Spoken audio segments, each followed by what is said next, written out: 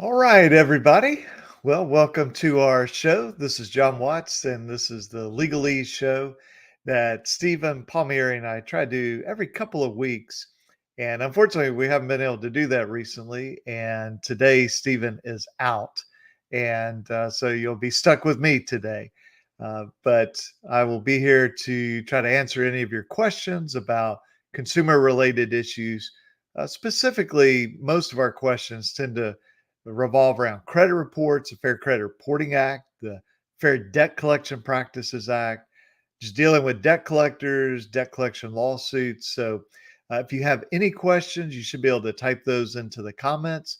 And assuming all the technology is working, I'll be able to see those and then be able to pop those up on the screen and we'll take a look at them and answer those. So, while we are waiting for those questions to come in, one thing I would like to do is to have you provide some feedback on what types of collection communications are you receiving. So back in the end of November of last year, there were some pretty major changes made to the FDCPA, the Fair Debt Collection Practices Act, where we start seeing text messages, email collection notices, as well as just regular phone calls and letters.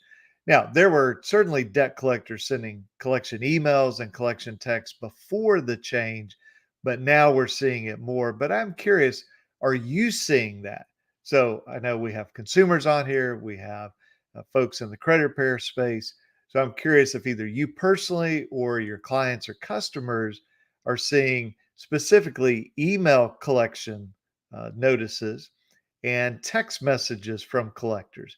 I know my clients are seeing it a little bit, but it is not a dramatic increase in those types of communication. So still mainly letters and phone calls are what we are seeing from debt collectors, but I'm curious what you guys are seeing. Again, for the consumers, what are you seeing directly? And for any folks in the credit repair space or consumer lawyers who are watching this, what are your clients or customers seeing? So just let me know about that when you can.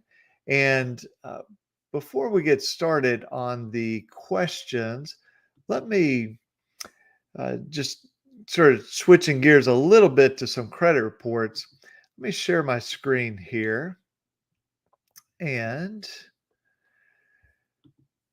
just remind you of a couple things. So this is Innovis, and actually let me switch this to, we'll just start with annualcreditreport.com.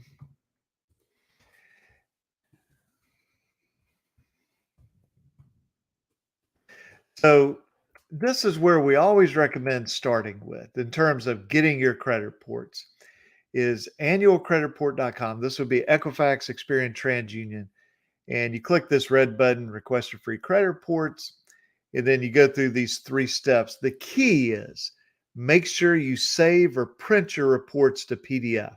Can't tell you how many people they look at them and then they go, oh, I can come back to them. No, you can't come back to them. You can request a new report, but you've got to save or print those to PDF. And this is where we always recommend starting. These are the big 3. Now, Innovis is another pretty major credit reporting agency, not nearly as big as Equifax, Experian, TradeUnion, but still important. And you can request your credit report from Innovis. You'll typically see not as much stuff as on the big 3, but still quite a bit of information there. And then we will come to another couple of reports here in a moment, but let me grab some of these comments here. So we will stop that. All right, so let's see here. I'm assuming this is William Lee. Can I bring a lawsuit against Equifax and Capital One for the data breach? Just got a letter from Capital One several years late. So I'll say this. If we're talking about the Equifax breach from many, many years ago, it's a little late to try to do something personally on that, at least in most places. Obviously, you have to check your particular place. What's your statute of limitation? Have you been included in any type of settlement, that sort of stuff? is in terms of just let's talk in general about data breach.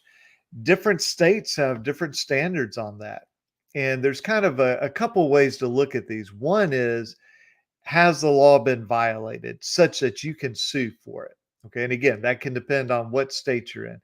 And then we have this issue of standing.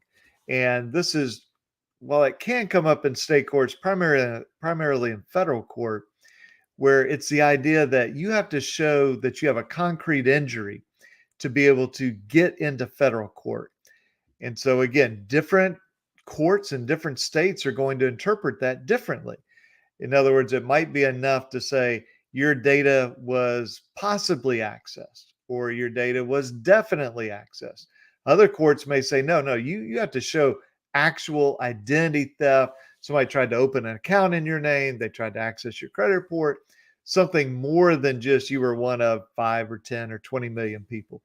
Now, I'll tell you this with, for example, T-Mobile, there's going to be a class action settlement on that. And then there will be a lot of us that are opting out of that and going to arbitration against T-Mobile. So that can always be a possibility as well. So sorry, I can't give you a specific answer on what exactly you can do, but I would certainly check and see what do your state laws allow? And are you limited to only suing in your state? Can you maybe sue in the state where the data breach happened?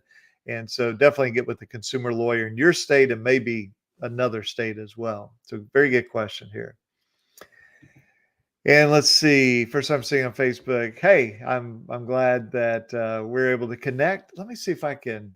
Usually I have Stephen Palmieri here who can always tell me who this is. Let me see if I can bring that up since I'm kind of a one-man show today here. Let's see. Oh, okay. I think that's Audrey here. So, well, hey, Audrey, good to see you and appreciate you joining us here. And let's see. Here is Real B for Rich. Can I sue TransUnion Experian through a CFPB complaint for monetary relief? Uh, I'll say this: I'm not, terribly familiar with using CFPB complaints, but my understanding is all you're doing is saying to the CFPB, "Look, this company, for example, TransUnion, Experian, they've done something wrong. I want you to look at them." Now, it's theoretically possible you could get some money out of that, but that's not the way that we, for example, sue. When we sue, we go to state court or federal court and we file a complaint. So it's same word, but totally different thing. A complaint or a lawsuit is where we say, here are our allegations, here's the money we want, here are the defendants that did the bad stuff. When you go to the CFPB, you're saying, hey, I've tried to work this out with TransUnion, with Experian, they won't fix errors. I want you to take a look at it, but you may get the stuff fixed, but to my knowledge, you're not very likely to get anything more than that. But very good question there. Let's see. Let me make sure that I have not missed anything here. Okay, so what do you think about settlement Credit Karma did? Yeah, so that was interesting. Credit Karma got caught by the federal government uh, basically lying to their customers. So let's think about what Credit Karma is. It's sort of a version of your credit report. It's not your real credit report by any stretch of the imagination, okay? But it's a portion of at least parts of your credit report. And what the way they make money is by making you offers, and then they may get some money back on those. And so they tested different headlines. So, for example, imagine an email. We'll just say it's an email. It could have been an ad on the app or the website, but the email says, uh, "You are pre-qualified to apply for a possible loan," versus you are pre-qualified, or you are pre-approved, I should say. Well, they figured out what's most effective. So in marketing, this is an A/B split testing. You run this ad, you run this ad with only one change, and then you compare them. And then let's say this is the winner, then you make one change of that, you do a split test, and so you keep sort of getting the best type of ad. Well, the problem was they were lying. Okay. You weren't pre-approved. Pre-approved has a very special meaning under the Fair Credit Reporting Act. And so they got hammered pretty nicely for that. Of course, they say, "Oh, all that's behind us. We would never do that again." But look, these companies are always going to push the boundaries, and especially and this depends on sort of your philosophical point of view. I think we're in a recession now. This has been at least clear to me for a long time this was coming. I believe we're in it, and I don't think it's going to be an easy recession, a light recession. I think it'll be a pretty deep recession. And so that means companies have to scramble even more to get your money, to get your business. And think about, let's take debt collectors, for example. Well, now there's sort of a shrinking amount of money that's available because of inflation and all this other stuff. And so there's more collectors out there collecting bad debt, and there's less money that consumers have. What do they have to do? Have to get more aggressive and say, you know what, here's the line we're not supposed to cross, but maybe we can go up to here, not get caught, but we'll make a lot more money. So I think we're going to see that. And Credit Karma was, not a debt collection thing, but I think it's just a symptom of what we will be seeing. Okay, so Anthony Ascending says, is the data last activity required to be reported on your credit file according to the Fair Credit Reporting Act? Yeah, it's a good question, and I think the answer is no. Okay, typically the date of last activity, although you will see that on Equifax most of the time, it's not really a required field, and what it normally means is just literally like the date that there was some activity on your report. Okay, so a lot of times this gets confused with the date of first delinquency, totally different. Now, some of the credit monitoring may take the date of first delinquency and sort of map that over to the date of last activity. But we've got to sort of keep straight what's actually our credit report. So that's what we get from annualcreditreport.com. And so the date of last activity is just going to be when anything significant happened. But the date of first delinquency, like it sounds, is literally the date we first went delinquent with this edition, and we never brought it current. Okay. So if I was 30 days late in January of last year, and then in March I brought it current, well, I don't have a date of first delinquency. Okay. Now, if I get 30 days late now and never recover, now would be the date of first delinquency, not a year ago when I was delinquent, but I brought it current. So I hope that helps. Let's see, Robert. Yeah, Steve is slacking again, apparently. I don't even want to, pass along what is probably misinformation about what he's doing, but no, he had something he couldn't get out of. So he is making me go solo, but he said instead of, splitting the money, 50-50, I would get all 100% of the zero that we make on this show. So that was nice of him. All right, let's see here. Devon, repeating charge off every month. Is this legal after the first charge off reports? Yeah, it is. It's frustrating because you look at your report and you sort of see, 30, 60, 90, 120, 150, 180, then charge off, charge off, charge off. And it seems like it should just be one charge off. There is only one charge off in the sense that is your status. You're in a charge off status. But credit bureaus are supposed to report for each month what was your status or what was your rating for that month. Was it current? Was it okay? They had different names for it. But basically, were you not late? Were you 30, 60, 90, 120, 150, 180 charge off? So every month that charge off is true should be reported that way. So again, that can be frustrating, but that is the way that they are supposed to report it. All right, let's see here. Let's see. Is it true that consumers need to write a letter to the credit bureaus to opt out of not being able to sue them if they sign up to use their monitoring service? So, very good question. And I think that was Audrey as well.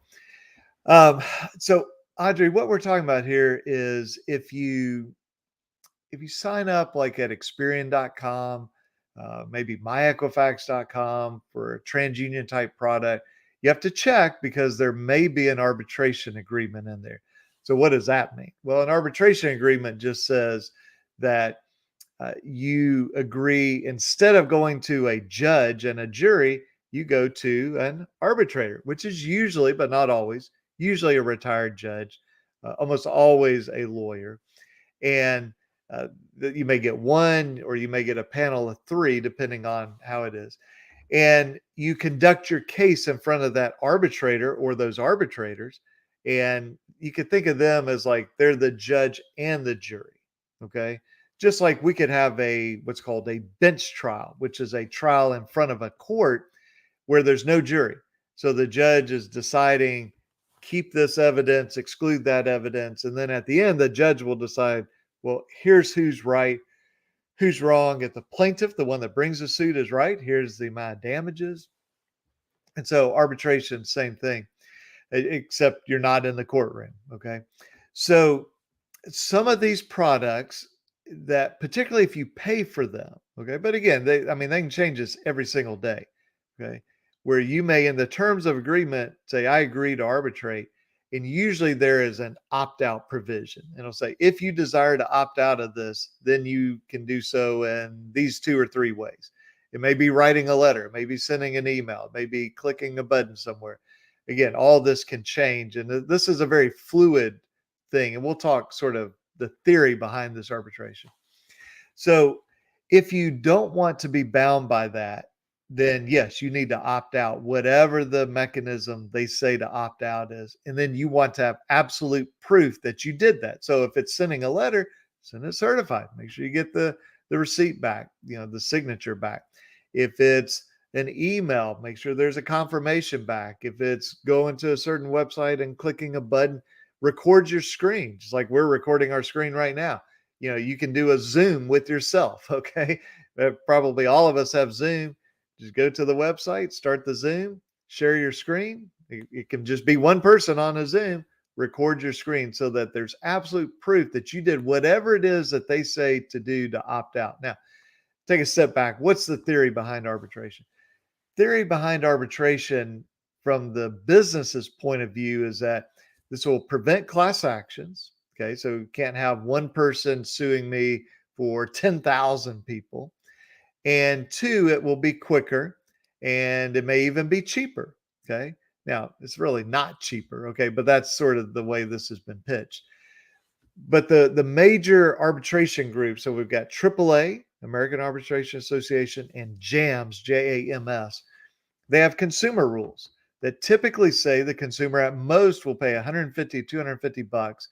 The business pays everything after that. I'll tell you this, we've had JAMS arbitrations where just to get started, JAMS writes a letter to the defendant and says, all right, stroke us check for 15 grand. That'll get us started here. And of course, the business is freaking out going, wait a minute, I thought this was supposed to be cheap. It's like, well, genius, read the rules before you put that in your contract. So what's happened is, and this will kind of take us back to T-Mobile. So T-Mobile has an arbitration provision. It says you can't have a class action. Again, a class action is one person stepping into court or stepping into arbitration for 100 people, 1,000 people, 100,000 people. We can't do that. Every arbitration agreement has what's called a class action waiver or prohibition. So what will happen is that certainly I'll do this, other lawyers will do this. We'll represent people, for example, in T-Mobile, and we'll say, fine, we're not doing that as a class. We're going to file this arbitration and this one and this one and this one and this one. And then what happens is these companies go, well, wait a minute. We don't have to pay all those arbitration fees for every one of them. We're like, hey, buddy, that's what you wanted. So I'll say this. I'm not a huge fan of arbitration, but it's a tool and we can use that tool. So I don't have just sort of an intense, blinding hatred of arbitration. Arbitration can be very, very effective. Okay. But you should know what you're getting into and either, hey, you agree to arbitration or you opt out if you have that choice. So again, very good question. Let's see here. Reporting late pays or activity after an account has closed. So here's the thing with credit reporting. Let's just take 1 or 2 steps back. So the deal with credit reporting is there's no obligation to credit report, zero obligation to credit report. But if a company called a furnisher, because they provide or furnish information to the credit bureaus, if a furnisher decides to credit report, It must be 100% accurate and 100% complete. Okay, so that's kind of your baseline there. So the question is, if I close my Discover Card account, can they report, let's say I do that in February of this year, 2022, and it's a charge off. In March, can they report me as a charge off? Well, yeah, because that's accurate. It is charge off in March. Now, if I pay it off in March, then it's not a charge off in March. Okay. But assume I don't pay it. Yeah, they can report it March, April, May, June, July, August, September. They can continue to report as long as it's accurate. So here's what happens. These companies, they'll get sued and they go, wait a minute. We were doing this accurately, and they win. But then when they do false credit reporting, it's incomplete, it's inaccurate. Like I pay off my Discover Card, and the next 2 months after I pay it off, they still report me as charge off, and we sue them. They go, wait a minute, you can't expect us to get this right. Well, yeah, actually, we do expect you to get it right. That's what the law says. So if you're going to credit report, got to be accurate, has to be complete. And so we look at it and say, is this truthful? Well, if we were late after it was closed, then that would be truthful. If we were not late after it was closed, then that would not be truthful. All right. Let's see. Jay says, Wife, I love you. Well, thank you very much. Been an inspiration when it comes to credit. Well, I'm glad things have improved. And, what I do with my videos and stuff is we're not really talking about here, this will, increase your score a certain amount, because part of the problem is there is no one credit score. Okay. You've got FICO and you've got Vantage score, but even within each one of those, you have multiple versions. And so something that might make one FICO score go up may make another FICO score go down. Okay. So what we talk about really on my channel and even with Steve in this Legalese show is what can you do to get rid of errors on your credit reports, inaccurate or incomplete information. So we let the credit bureaus know what's wrong and we say fix it or delete it. Those are the options here. So if that has the side effect of raising our score, that's fantastic. Okay, so Anthony says, thanks for answering my first question. Second question is, the date of first delinquency required by the FCRA to be reported on your credit? Great question, Anthony. And I normally would have mentioned that and just completely slipped my mind. So I take the position it is required. Now, you will only see it on your Equifax report. You will not see it on Transunion. You will not see it on Experian. Their argument, I'll give you kind of their two arguments. One, they'll give you sort of the estimated date something will be removed, or just they'll say the date it will be removed. And the idea is, well, why do you need literally the date of first delinquency when you can see the date it's coming off? Well, one problem with that is what TransUnion says, what Experian says, what Equifax say, those are all different. Okay. The other argument they make is, hey, we don't provide this to anybody else, and so it's not part of your file. So the technical definition of your file is everything the credit bureau has on you, with a few exceptions. And some courts have kind of rewritten that and said, well, that doesn't really mean that if, for example, TransUnion doesn't share it. I think those opinions are wrong. They're just flat out wrong. Certainly when I dispute accounts on TransUnion or Experian, we point out that they have not listed the date of first delinquency, and we request that. And so, they never provide it. So there's at least part of your basis to go after them for that. So again, great question on that. See, Jay says, TransUnion was reporting child support as a bankruptcy on my report. Loan officer pointed out it's been there since 2018. Is that a violation of the FCRA? So, yeah, I've never seen that. So your child support was reporting as a bankruptcy. So I guess if you could follow up on this, Jay, there are two ways that I'm sort of reading that. One is where it says public record, they have your child support just as if it was a bankruptcy. The other is they have your child support, then they say this was included in bankruptcy, which is probably what you mean here. And so I have seen that certainly on normal accounts like a credit card, even a mortgage, a car loan. I've never actually seen that on child support. But if it is inaccurate, in other words, if you did not file bankruptcy, okay, then that's something that I would certainly dispute with the credit bureaus. I mean, talk to your loan officer, make sure that they're good with you disputing this, because sometimes disputing an account can sort of bar you from getting a home loan. So you always want to ask your loan officer about this. But you say, look, I haven't filed bankruptcy. For example, look on my public records on your own report, TransUnion, you don't show a bankruptcy. Equifax Experian don't show it. And then just make sure it's literally true. You say, I have not filed bankruptcy. Okay. But yet you're reporting this as bankruptcy. Sometimes where we see this, Jay, is let's say you and I have a joint car loan together and I filed bankruptcy. Well, it may pop up on your report something like included in bankruptcy, but that's really from mine. Okay. I I just have never seen that again with child support because we normally think of child support, that would not be like a joint account. Okay. So it could be that just some coding got messed up. It could be that your file has been mixed or merged with somebody else with a similar name. Maybe they filed bankruptcy. So I'd go through very carefully the names, the addresses, the phone numbers, the accounts, and just see what's going on. But then if you've never filed bankruptcy, or if, say you filed 20 years ago, and that can't be on your report, I certainly would dispute that. And if you get somebody to help you do this, they could even do a PACER search. Okay, PACER's the federal court search system, and put in your name and show that no records available or nobody comes up. So you certainly, I think, could dispute that, and um, because with that being on your report, that can be a red flag to a loan officer saying, "Wait a minute, maybe this guy filed bankruptcy." Maybe he got rid of it on his credit report, but now it's out there. So it raises an unnecessary question. And frankly, it gives somebody an underwriting an excuse to reject you. So I would definitely try to fix that. Let's see here.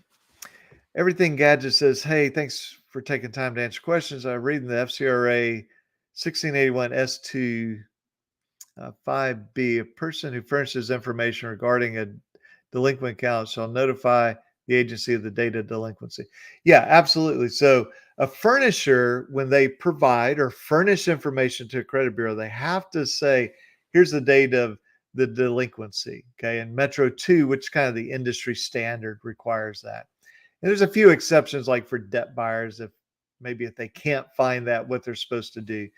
But yeah, it's supposed to be reported because let's think about it this way. So a credit bureau has an obligation to get rid of stuff basically 7 years after the date of first delinquency. If they let it linger after that, then that can be a violation of the FCRA, Fair Credit Reporting Act. Well, it sort of begs the question, well, when did it go delinquent? I mean, a credit bureau has to know that to be able to calculate. It's like if I say, hey, what is 5 days from blank? Well, you don't know because you need to know 5 days from what? Yesterday, today, tomorrow, next year, last year. I mean, you need to know what the blank is to know then how to add 5 days or how to add 7 years. So the credit bureaus have to be told this, and they have to be told this accurately, which is one of my frustrations with Experian and TransUnion not reporting it because we don't know. I mean, what is Capital One saying? Now, I'll give you a little tip on Equifax. You'll see the date of first delinquency. Again, I'm talking about if you're looking at your real reports, not like Credit Karma or monitoring service, then match that date of first delinquency, go up to the grid, the payment chart, and see, because about a third to 50% of the time, say like June 1st, 2019, date of first delinquency. You go up to the payment grid, June 2019, got a check mark by it. You go, well, wait a minute, how can that be? Okay. And so this is why we really need that information from TransUnion and Experian. All right. Thanks for all the great vids below, by the way. Hey, you are very welcome. Thank you. Let's see. Gina, do you have any referral firm in I'm assuming that's Dallas, Fort Worth area? I'm drawing a blank. James Foley. James Foley's a lawyer in, I want to say Fort Worth. Um, Yeah, check him out, or you can always go to, let me share my screen here. So this can just be a starting point.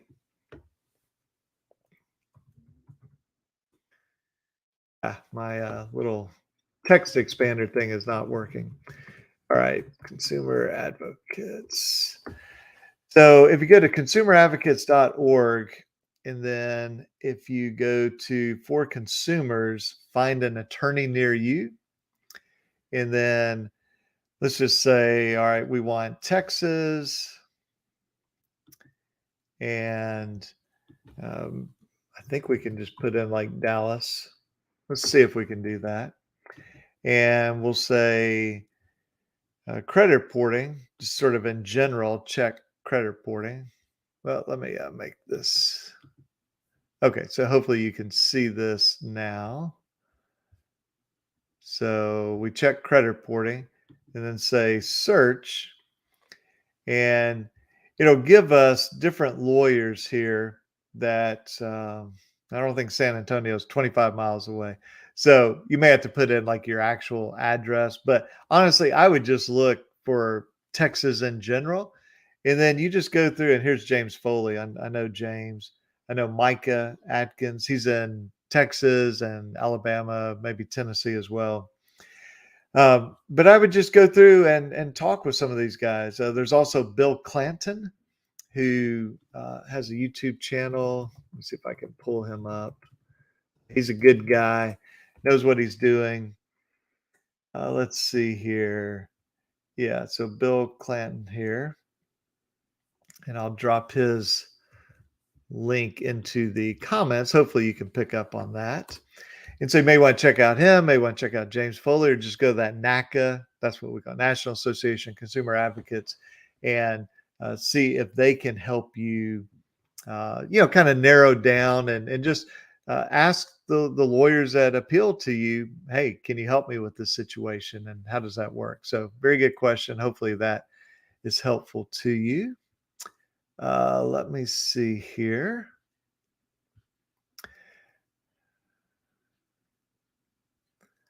Okay, so Jay says subject compensation since it's resulted in denials for my business financing. Oh, okay. This is on the Transunion thing. Okay, yeah. So uh, there's there's kind of two ways to sue Transunion. I mean, there's more than this, but these are kind of the two broad ways to do it. One is called 1681E, and then for subparagraph B, this is what's known as maximum possible accuracy. You typically do not have to dispute. Well, let me rephrase that. You do not have to dispute. It's a good idea to dispute, but you don't have to dispute to bring an EB claim. You do have to have what's called a publication. In other words, your credit report has to be publicized or sent to somebody other than you. It's not just you looking at your credit report, but here, obviously, your loan officer was looking at it. And what you're basically arguing is, hey, TransUnion, you should have figured out this was wrong. Maybe, I have no other accounts with bankruptcy, no public record of bankruptcy. You can see the history back in 2018. I was totally current on everything. Obviously, this was a red flag, and you messed up my credit report, and that cost me getting some business financing. Or you can do a dispute, and this is under section 1681I, where you say to the credit bureau, look, here's what's wrong, here's why it's wrong, here's what I want you to do, fix it or delete it. And then they don't fix it or delete it, and we say they did a lousy investigation. We can sue for that. Okay, so I would definitely get with the lawyer in your state that does this type of work and just see what your options are. And I tell you, a lot of times what we do is we'll dispute it. If it does not get fixed, then we bring certainly an I claim. I stands for investigation. I told you what was wrong and you didn't fix it. And we bring that EB, that maximum possible accuracy. But if they fix it, then we may just bring that EB claim. Okay. So hopefully that makes sense. And just let me know if you have any questions about that. Matt Strong says, can original creditor continue to do soft credit checks on someone even after they have sold the debt to a collector? Original creditor already sent out emails, account have been sold. That's interesting. So very, very good question. Let's kind of think this through in a couple ways. One is, let's talk about hard pulls and soft pulls. So a soft pull has no effect on your credit score. A hard pull may have an effect on your credit score. Not always. I mean, if I go to get a car this weekend and within a space of a weekend or a week, I have 10 different banks pull, hard pulls, it really only counts as one pull. Okay. So each of those other pulls did not lower my score. But so we typically think a soft pull, well, that doesn't affect my score. From the law, the FCRA, there is no distinction between a soft pull and a hard pull. There must be what's called a permissible purpose. So if a creditor has sold my account, let's say I have a Synchrony bank account, and they say, we've sold it to portfolio recovery.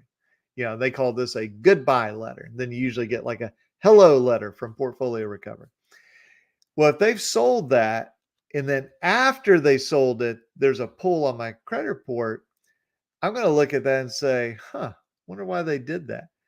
So a few things come to my mind. One, do I have another Synchrony bank account? And that could be what's called an account review. Well, then they got a pretty good argument, right? Yeah, we sold this one, but you still have 3 other Synchrony accounts, so we can do soft pulls there. It may be that they were looking at extending me credit. Okay. So one thing you can do is just reach out to both the credit bureau as well as in this case, called the user. So let me take a step back and kind of define some terms. We have the credit bureaus, that's Equifax, Experian, Transunion.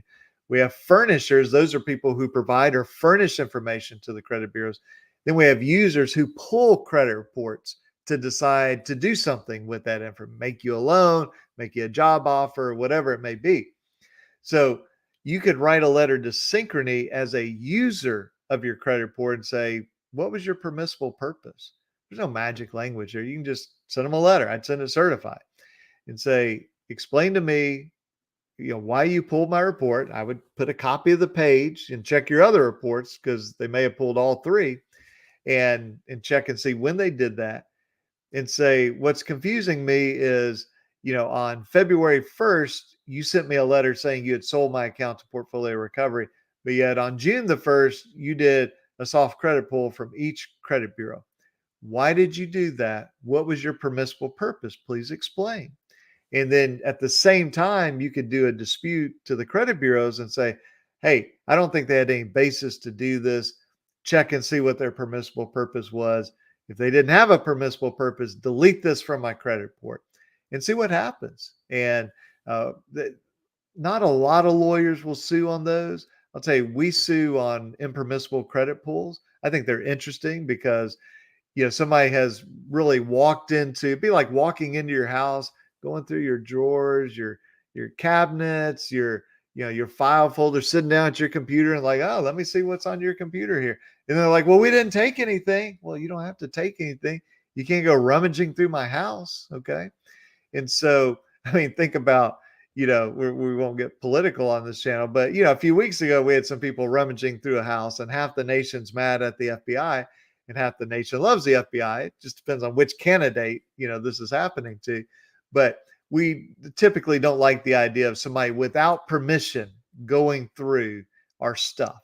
And an impermissible pull, that is definitely something that they have no permission to do. And if they lied to get access, because they have to tell the credit bureau, here's our purpose. If they lie, that can actually be a crime for them. So I would definitely check that out. And when you do the dispute or you send the letter to Synchrony Bank, in my example, I would give them all the information. Here's the goodbye letter, on this date. Here's copies of my credit report. So here's the first page. It's got like the report number, my name, the date. And then here's the page showing the soft credit pulls. What was your permissible purpose? What was your reason for doing this? And let me know what you find out about that. It's very interesting. Okay. And then let's see, if I filed 1692, collection company never responded, do I have the client sue? I do have certified receipt. Thanks for wealth of information. Let me see here. Okay, I think that's Eddie here.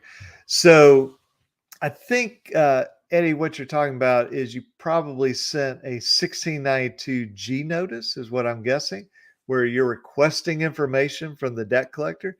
So debt validation, some people call it debt verification. And those two terms have become sort of interchangeable. They're not really the same, but the courts use them interchangeably. So I think that's what you're talking about. And you're saying they never responded. So here's the deal. If we're looking at 1692G, and let me just pull that up here, 1692G, and we will take a look at this.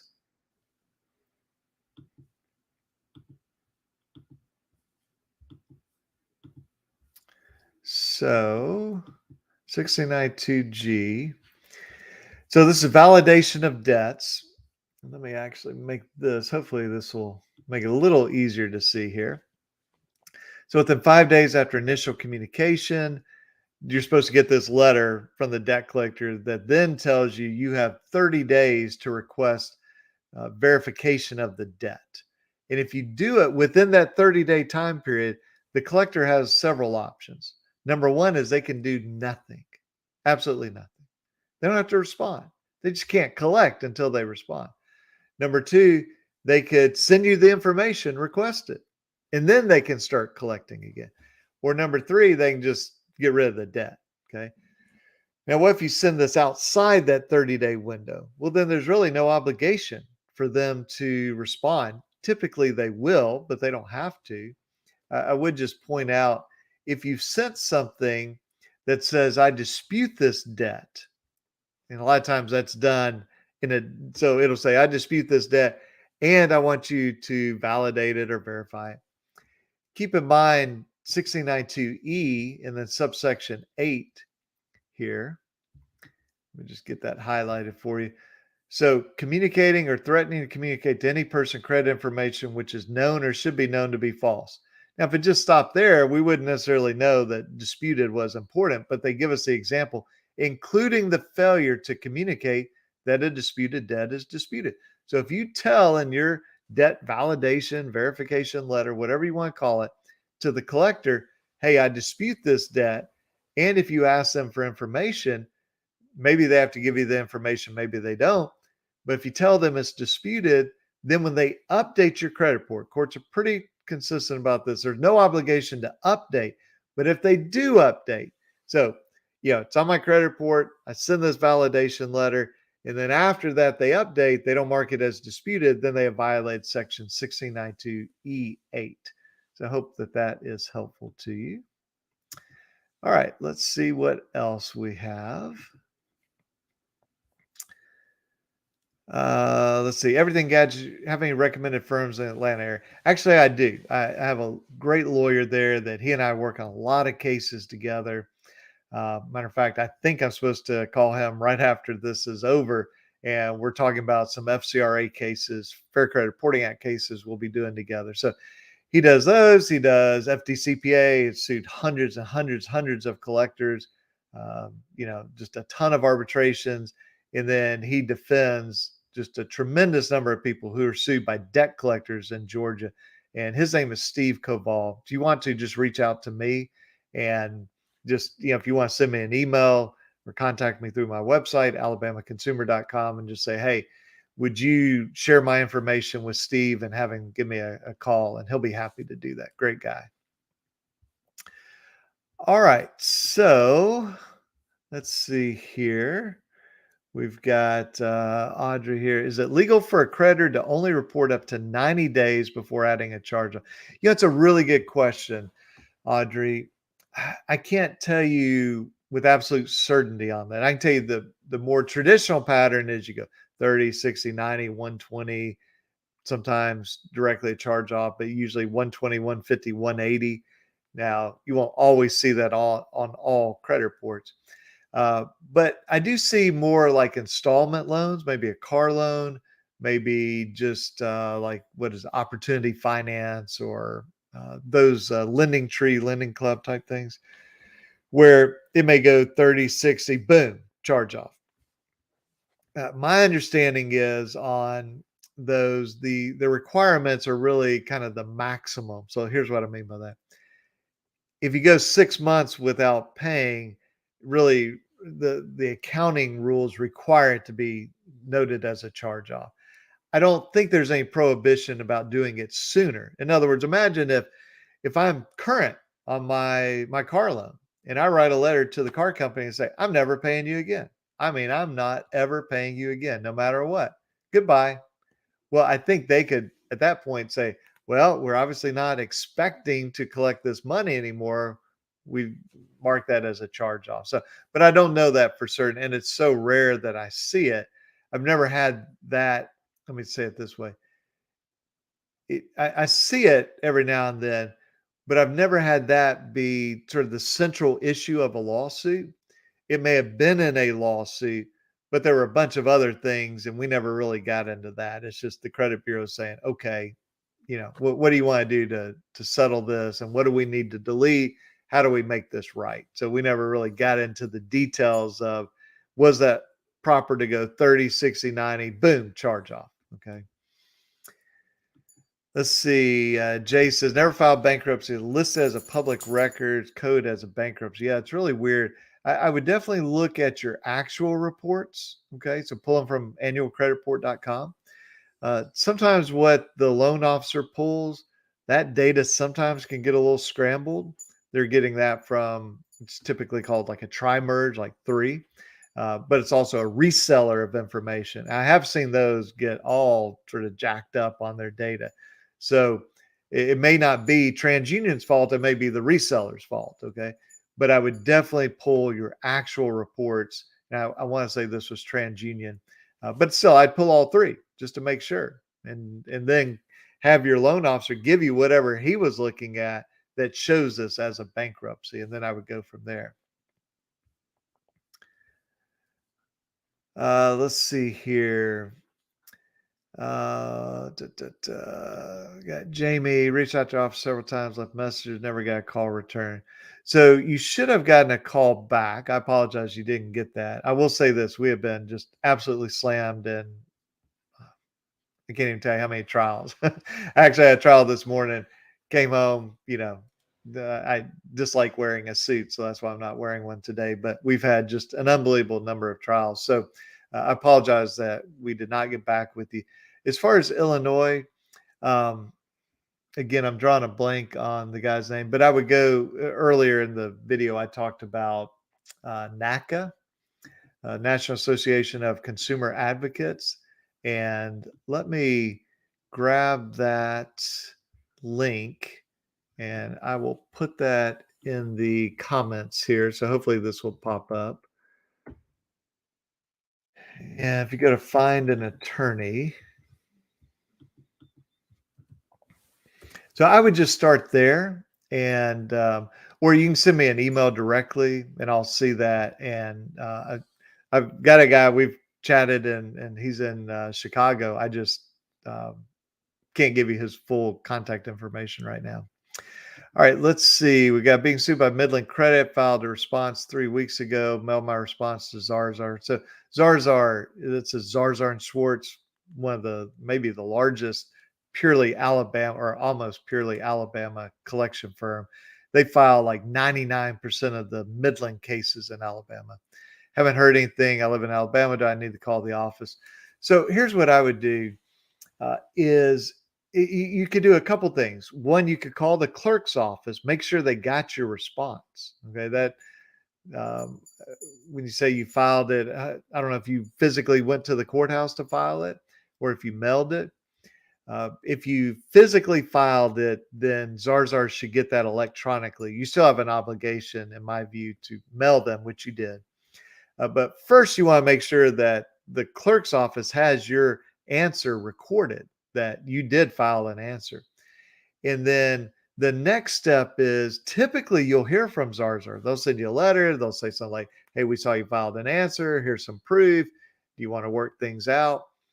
You could call Zarzar, or you're welcome to call my office. It's 205-879-2447.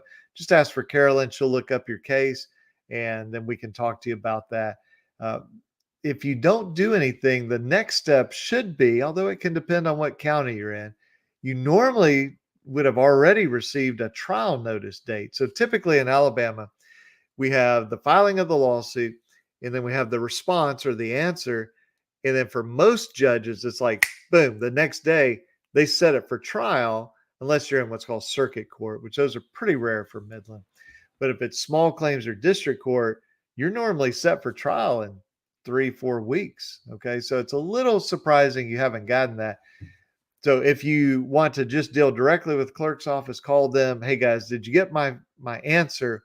And is there a trial date set?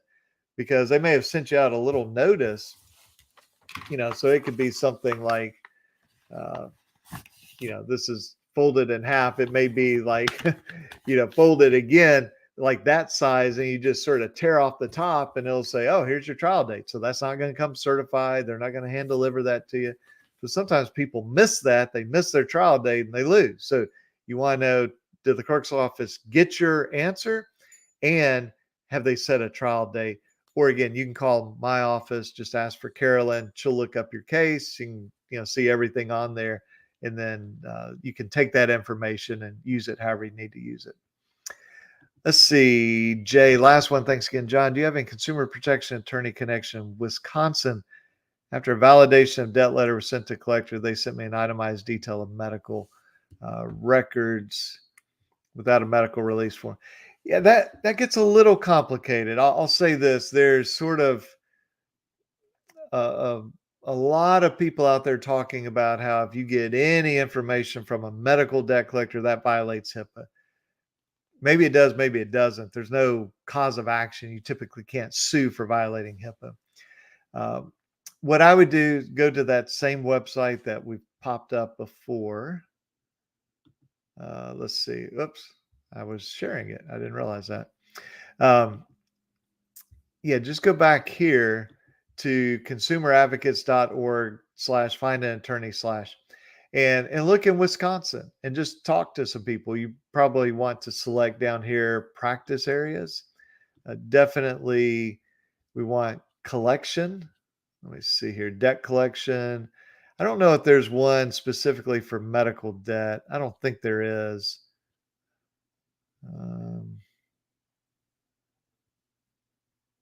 I'm not seeing it. So I would just come along here and just say debt collection. And sometimes it's a little clunky how it works, but you might also click Fair Debt Collection Practice Act violation and just see if they can help you with that. All right, so let's see here. I have recordings, bank statements, etc. My car lender is reporting my account is closed and they have late payments, but I have proof it's inaccurate. What's the next step? Already disputed twice. So this would be my question for you, Jamie, is how did you dispute it? What proof did you give the credit bureaus? And did you dispute it with the credit bureaus or did you dispute it with the car lender? Okay.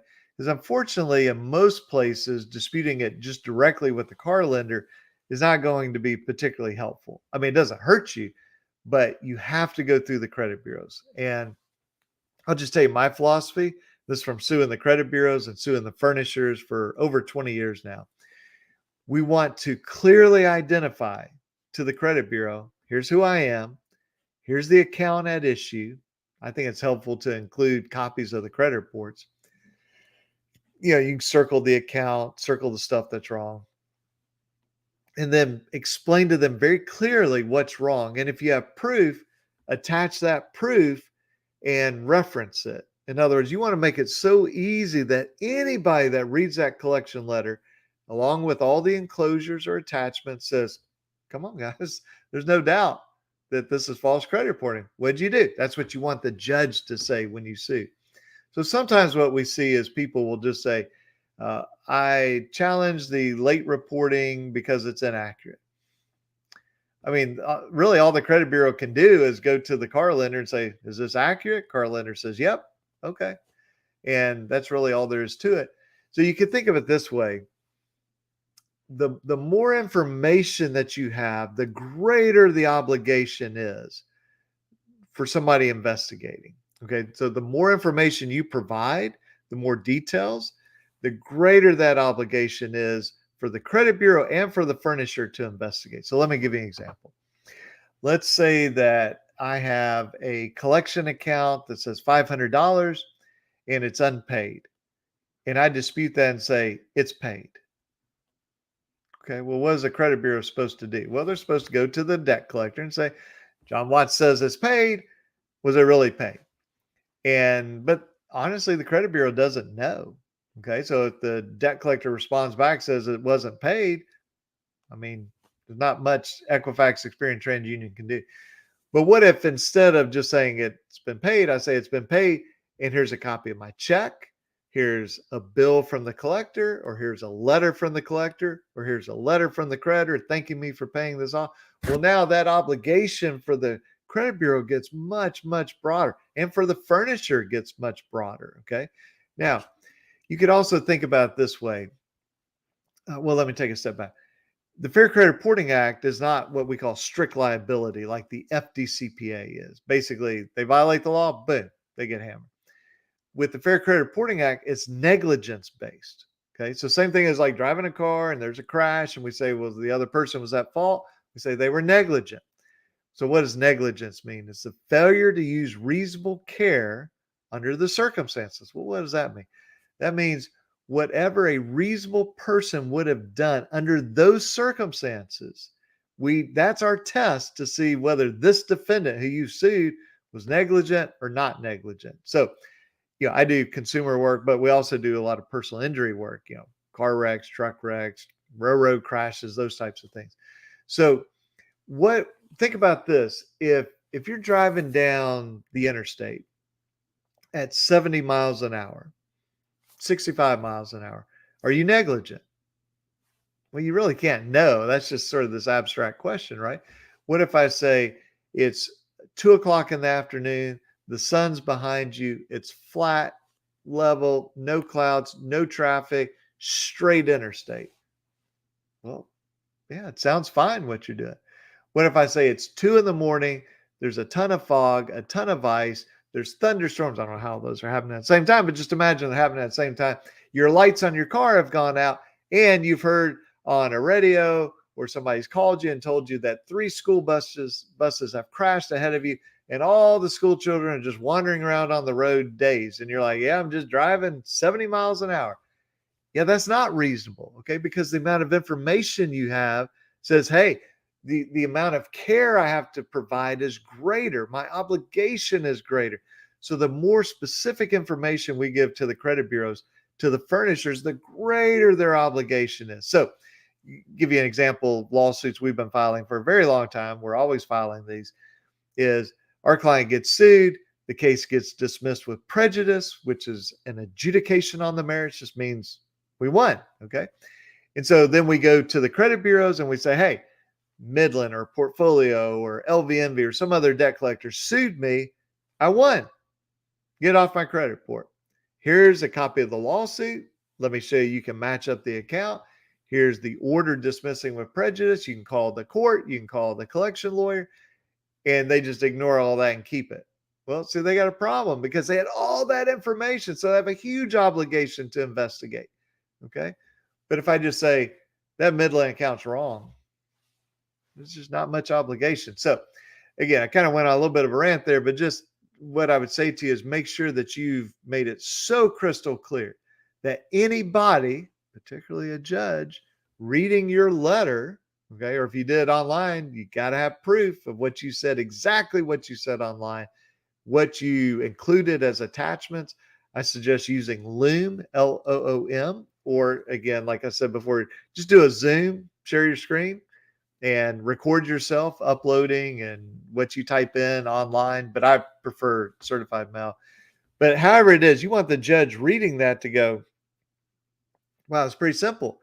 TransUnion, car lender, what's the deal? Why didn't you fix this?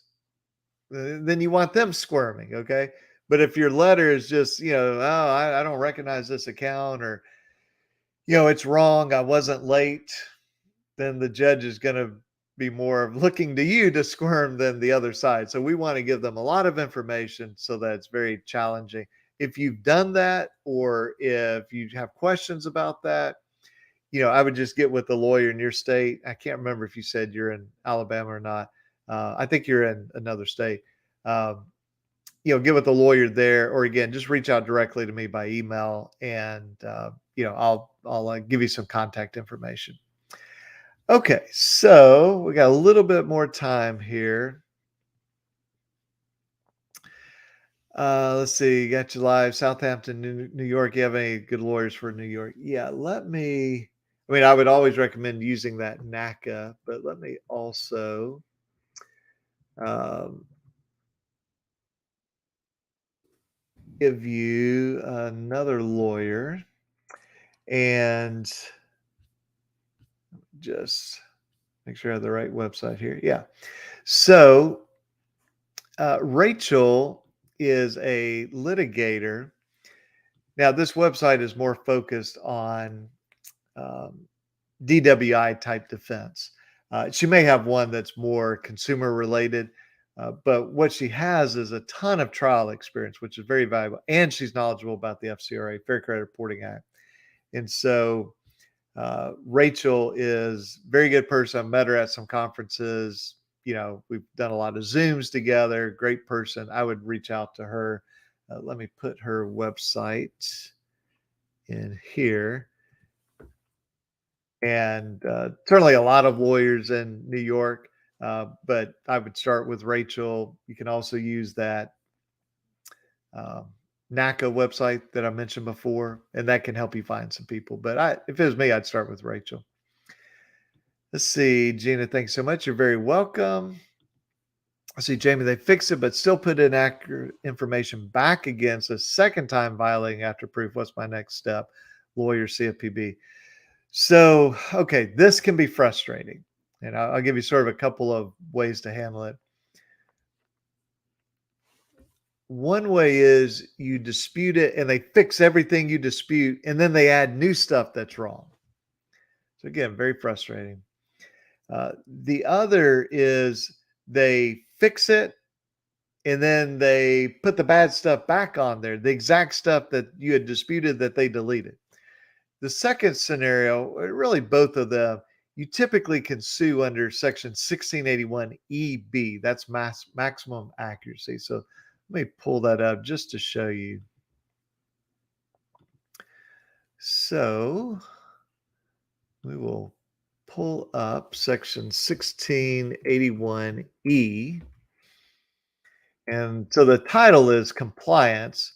What we really want, just this kind of small thing, but it's very powerful.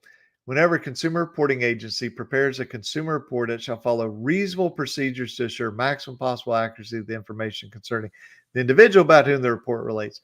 Unfortunately, there's no equivalent under the FCRA for the furnisher. I mean, there is a law that requires them to do this, but you can't sue over it. Okay, and that's called Section 1681 S2A. We can only sue under Section 1681 S2B, and you can only sue under S2B if there's been a dispute through the credit bureaus. Okay, so you may be able to, if you think it's the credit bureau doing this and you've notified them and you've made it very clear and they're putting false information on it, you may want to sue, because otherwise you can be kind of caught in this endless sort of whack-a-mole game where you like fix it and then it gets broken again. Then you fix it, then it gets broken again. Fix it, broken again. So this may be something you want to look at, this EB claim, but definitely get with the lawyer. If it was me, I mean, you can file something with CFPB, but if it's been properly disputed and it's not fixed, I would sue. I mean, why not sue? Get some compensation for what you're going through. And it certainly gets their attention more than a CFPB complaint. An actual complaint where they have to start hiring their lawyers at hundreds and hundreds and hundreds of dollars an hour. That gets their attention. So that's what I would suggest. All right, well, let's look at our next one here. John Miller, incorrect bankruptcy was disputed with LCI Consumer Center, which is now used by Transunion. They refused to delete the item because they say they're not a consumer reporting agency. Is that legal? So, okay, here's what, without getting into the specifics of LCI, let me just sort of describe this in general. So, you have credit bureaus, and how do they go get information, public information, which now is pretty much just bankruptcy. It used to be tax liens and judgments and bankruptcies. Really, they don't do tax liens. I'm talking about the big credit bureaus, Equifax, Experian, Transunion. Really don't do tax liens and judgments as a practical matter. So, how do they get it? Well, they could hire one of their employees to go down to the courthouse and go through files. That would be how it was done way back in the day. They could hire one of their employees. So TransUnion can hire TransUnion's employee to search on Pacer, Pacer, to find the information about the bankruptcy. Or they can hire a vendor to go do this. So a vendor is just a company. It could be a person, could be a company. You hire Bob Smith or Bob Smith Inc. or LexisNexis or whoever it is, and you say, you guys go and search this and then report back to me. So that's a vendor. All of that is the responsibility of TransUnion. In other words, they go, well, our vendor messed up. Well, they were acting on your behalf. And then we go back to say, is this an EB violation like we just talked about? Is this an I violation? I for investigation. So you dispute it with the credit bureau. They don't fix it. Then you sue them under section 1681I. Where it can get a little confusing is, let's take LexisNexis, for example. So LexisNexis is a credit bureau. Okay. So I just do this every now and then because I like to keep up with how the process is. I requested my LexisNexis report. I think it was like 108 pages or something. And they're very upfront about it. They are a credit bureau, but they also are a vendor. So sometimes when we're dealing with LexisNexis, they have their hat on as a credit bureau. Other times they're just a vendor. Okay. So, I'm not saying you necessarily could go hire them, but let's say you or I could go hire LexisNexis to pull some information on somebody. Well, they're just a vendor. They're just giving us that information. Okay. So, but if we're talking about a credit report, now they're a credit bureau. Okay. So there are all these companies that sort of come and go, and some of them are more vendors, some are more credit bureaus, some are both. And I would just say this, if you have inaccurate information, so let me put your message back up. Incorrect bankruptcy was disputed with LCI Consumer Center, which is now used by TransUnion. So my first question is this on your TransUnion report? And if it is, have you disputed it with TransUnion, not with LCI, but with TransUnion? If it's on an LCI credit report, well, then they're a credit bureau. Okay. So I guess my question would be, how did you know this information is incorrect with LCI Consumer Center? How did you know that? Did somebody tell you? Did TransUnion tell you? Did you get something from LCI? So there are hundreds of credit bureaus out there. Okay. The CFPB puts out a list of these things. And so, there's credit reports for truck drivers and whether they have speeding tickets. There's all sorts of credit reports on everything under the sun, and these companies come and go. If it's an actual credit report, then they have to accept our dispute and investigate. If it sounds like here they say they refuse to delete the item because they say they're not a consumer reporting agency. So I'm assuming that you went directly to this LCI and they refuse to fix this because they say, we don't have to. We're not a credit bureau. Well, if they're not a credit bureau, then there's no credit report on you from them. But evidently this is somewhere. This, I think, is on your TransUnion report. So it's okay to dispute with the vendor, but I would definitely dispute with actual credit bureau as well. And I am not particularly familiar with LCI. I'm trying to remember if that's, let me see if I can pull that up. If that's a name change. Let's see here. Let me share my screen. I think I've got the right one being pulled up here. Okay, so LCI, TransUnion Company, Lundquist Consulting became provider bankruptcy to TransUnion. If you have questions about the accuracy of the bankruptcy, please contact us by one of the following methods: request copy of your credit report, contact TransUnion. Contact TransUnion if you think it's erroneously matched. TransUnion, not LCI, matches bankruptcy information. So what they're saying here, it appears, is they're saying, look, we're owned by TransUnion, but we don't make the decision that this bankruptcy is actually yours. We just go pull the information, then TransUnion matches it up. I honestly, I've never dealt with them, at least since they've been purchased. What was that, 4 years ago by TransUnion? But I would just, my question to you is, where did you see the bankruptcy? If it's on an LCI report, then they're a credit bureau. If it's on TransUnion, then dispute it through TransUnion. Now, sometimes what happens, you dispute it. TransUnion says, well, hey, we got this information from LCI. Well, I don't care if they got it from the ELF, it doesn't matter. It's, if TransUnion's reporting it, they own that information in the sense that they're responsible for it.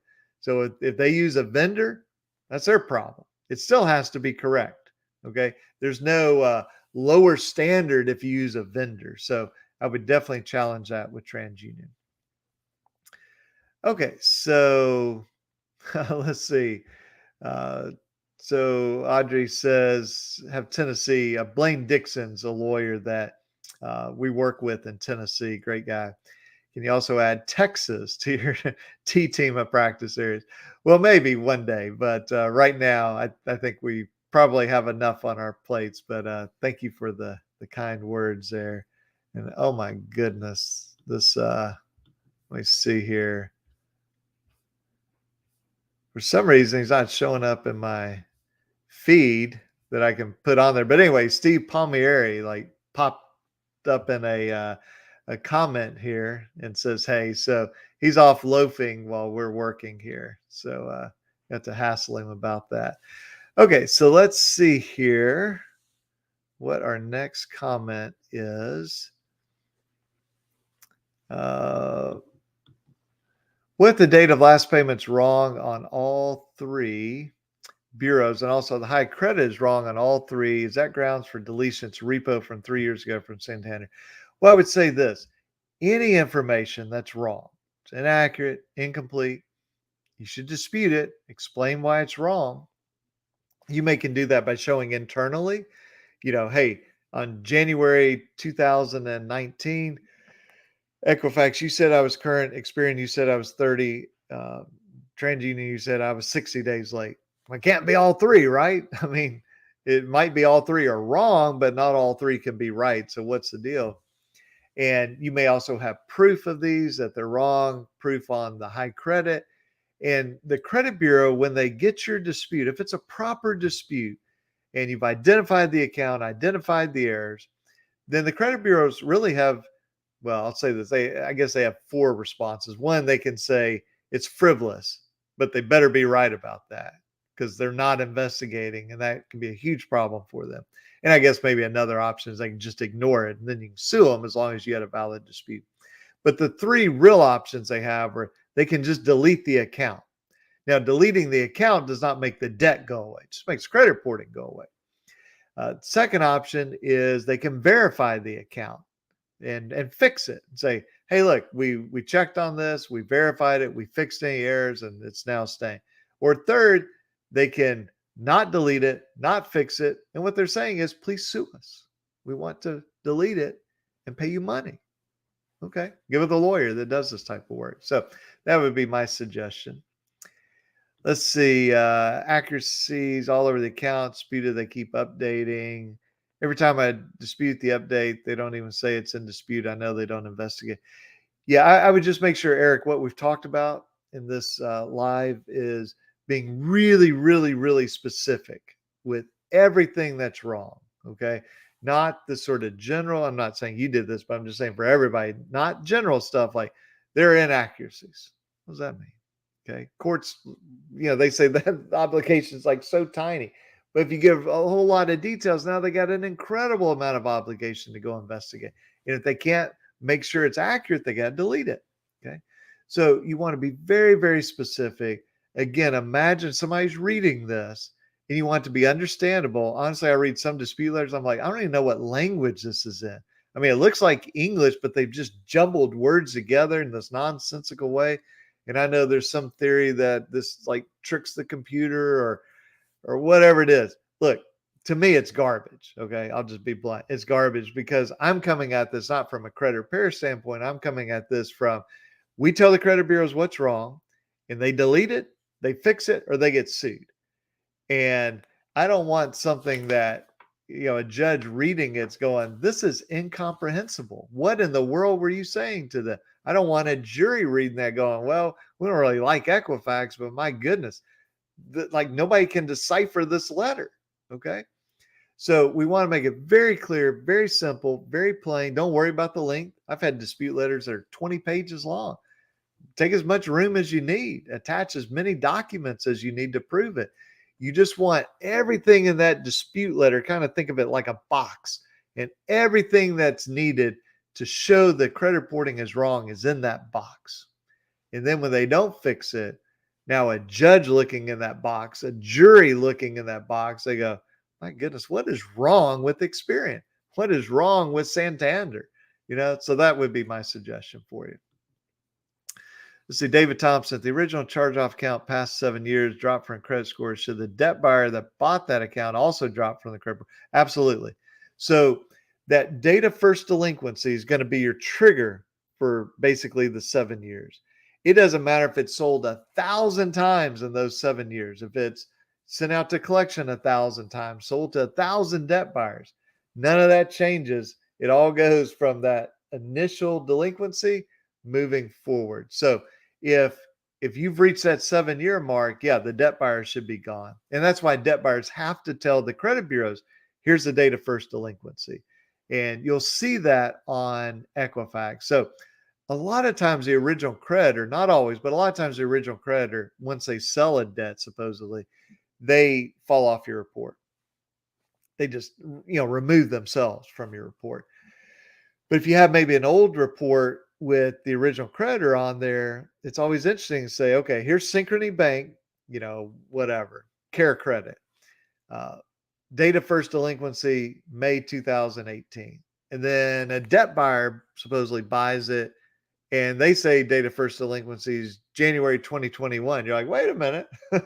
How did this change? It can't change. And so you definitely want to look at that. But yeah, your question is, if you reach that 7-year mark from the date of first delinquency, the debt buyer should come off as well. Okay, let me see here. And I will probably have more questions than I can answer. I've only got a few more minutes here. I'll try to grab as many as I can or go back. And I think these comments will show up and I'll try to grab them there. Let's see. They say they're only a data furnisher. They furnish incorrect information.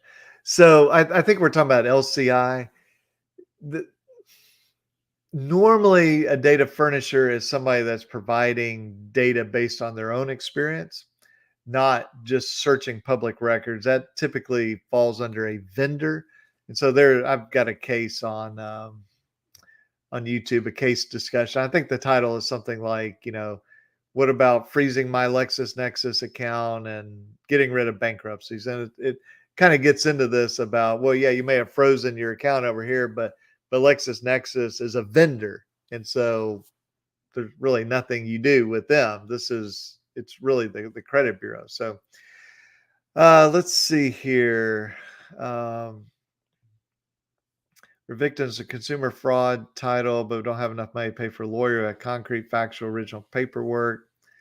Told if you have every piece of document concerning the loans, every receipt, you have a case, we have that. Yeah, I would just get with a consumer lawyer. You can look at that consumer advocates. Let me back up to this. Just so you don't have to search all back through the comments. I'm good with the lawyer in your state. And if you've got fraud, particularly if I think you said maybe this was from a car dealership, consumer lawyers will take those cases. You shouldn't be paying the lawyer. The lawyer will be paid out of the settlement. And so, the old line is, just come see me. Don't bring your checkbook. Okay. So that's what I would do there. And let's see. I have a question about my car. My father's 90. He was trying to give car back. Toyota creditors told him he was going to collections, charge off. As a lawyer, asking him $26,000. So I guess it sounds like for Lady B here that they did not take the car. They're just suing on the amount that's owed,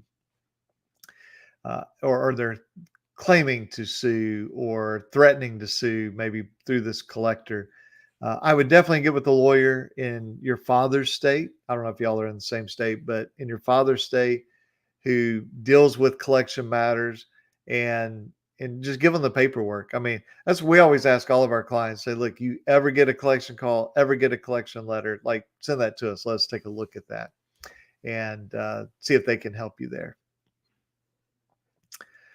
Um, okay, this was actually a mortgage. So Nation Star is now Mr. Cooper. That's a fraudulent title. So, yeah, with that, you might want to sort of search for like a foreclosure defense lawyer also. That kind of ties in the idea of title fraud. I would say this: there's a lot of people that come to me and say, "Oh, this was title fraud," and what they mean is, we went off the gold standard, and so no debt's valid anymore. That's not what we're talking about. I mean, true title fraud is like, I bought this property from Bob Smith, and it turns out he never owned it. Okay, he had already sold it 6 months before, and the title company missed that, and that's really what we're talking about. So you might kind of, as you do your search, look for somebody that deals with collections, but also with mortgage and foreclosure type issues, because those usually get tied up together. Let's see.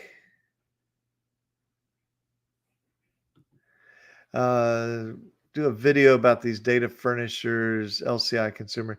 Yeah, I'll do that. I haven't focused on those types of folks too much because we rarely see those, but I'll do a little bit of digging. And matter of fact, let me do something here. Let's just see if they've been sued before. So, what's their name? Oh, let me share my screen. Okay, so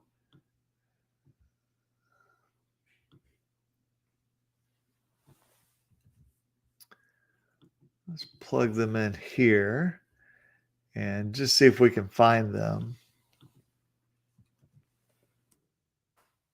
Okay, so 6 cases have been filed against them. It says one state. That's probably removed to federal court. So we got 5 cases. Let's just grab the most recent one and see what we can see about it here. So this was filed in California, and this is kind of like Pacer. It's just set up in a different way. Just trying to see, reply to motion dismiss. Okay, so let's look at this. It may take a minute to pull this document, but we'll just take a look at their motion dismiss, because it probably has this idea about, um, we're not a furnisher, we're not a credit bureau, but we'll see. So that'll take a few minutes usually to pull. I'll come back to that, John. But thanks for the good idea there. All right, let's see. Okay, so we're back to Karamu. I hope I'm saying your name correctly. So you went to the courthouse. That's great. I always get a little nervous when people say they mailed their answer, because you don't know, it may not get delivered. So that's fantastic. You did that. I would either call the courthouse and say, make sure you got my filing, and is there a trial date? Or just call my office, and Carolyn can help you with that. It's 205-879-2447. Just say, hey, I'm in Alabama. I mean, don't for everybody else, don't call and you're in another state. We can't look at your state. But if you call from Tennessee, Blaine can do that. But if you're in Alabama, call Carolyn. She'll be glad to look it up on the Alabama court system and just see what it shows there. Let's see. Happy to see you're back. Yeah, it's been a little crazy period here, and I will be out next week, but after that, I should be good. And so, like our weekly webinar that we do on Thursdays at 1:00, that should be good. So let's just take a look and see what this motion to dismiss says.